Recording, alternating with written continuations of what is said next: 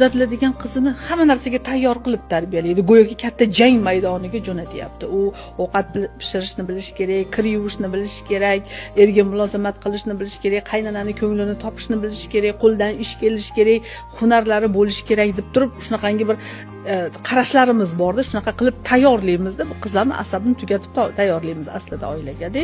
U yerda baxtli bo'lish uchun emas, u jang maydoniga borayotgandek his qilib boradi. Va oila haqidagi tasavvurlar ko'proq negativ. Endi uyda yashayotgan o'g'ilni oilaga hech kim tayyorlamaydi. Go'yoki tashqaridan tayyor kelin keladi-yu, shundoq oilani mas'uliyatini bo'yniga oladi-yu, buni 25 yil katta qilgan o'g'lini ham qo'shib yetaklab tortib ketadi. Shunaqa qarashlar bor. Aksincha stereotiplarni singdirib qo'yishayotgan aslida erkakni oilaga tayyorlash kerak. Erkakni ko'proq tayyorlash kerak. O'g'il bolani ongiga singdirish kerak. O'g'il, sen o'g'il farzandsan, sen erkaksan. Ertaga birovni bolasini eshigimizga olib kelamiz. Seni er degan noming bo'ladi. Sen bu vazifani bajarishing kerak. Seni bo'yningda oilani boqish, oilani qarash, oilani himoya qilish mas'uliyatlari